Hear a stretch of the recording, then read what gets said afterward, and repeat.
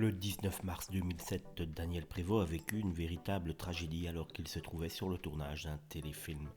Sa femme, Jet Bertelsen, a été retrouvée morte dans son hôtel.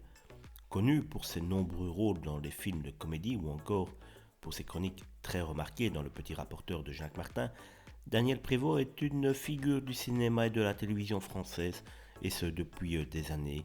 Côté vie privée, l'homme de 82 ans a vécu une vie pleine d'amour, jusqu'à un terrible drame en 2007. Dans les années 1960, l'acteur se rend au festival d'Elsner au Danemark. Là-bas, il va faire la connaissance de Jet Bertelsen, dit Jet.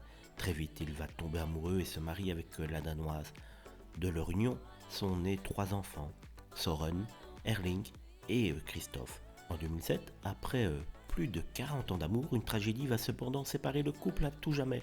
À l'époque, le comédien est sur le tournage du téléfilm Monsieur Joseph, réalisé par Olivier Langlois. Un rôle bien différent de ceux qu'il a l'habitude d'interpréter, puisqu'il s'agit de celui d'un ancien instituteur soupçonné du meurtre d'une femme et de la disparition de son épouse.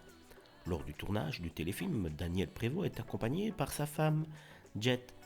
Le 19 mars 2007, cette dernière est pourtant retrouvée morte dans la baignoire de son hôtel situé à Lille. Un véritable choc pour l'acteur du dîner de cons. Après cette tragédie, il essayera tant bien que mal d'aller de l'avant. Il expliquera en avril 2018 à RTL: on ne se défait pas d'un deuil comme ça du jour au lendemain. Le deuil sera toujours présent, mais à côté de ça, il y a la vie qui continue. Plus de 10 ans après le drame, l'acteur dévoilera son livre « Tu ne sauras jamais combien je t'aime ». Il se confiera ensuite dans les colonnes du Figaro sur son besoin d'écrire pour aller de l'avant. Ce n'est pas l'histoire de ma vie, mais il est vrai que la disparition de mon épouse a agi comme un détonateur. J'ai eu besoin d'écrire pour me reconstruire, parce qu'après un drame, on a besoin de recréer quelque chose.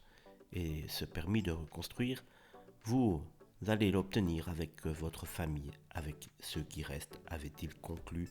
Pour une fois, Daniel Prévost ne fait pas le pitre et tout compte fait, ça lui va très très bien également.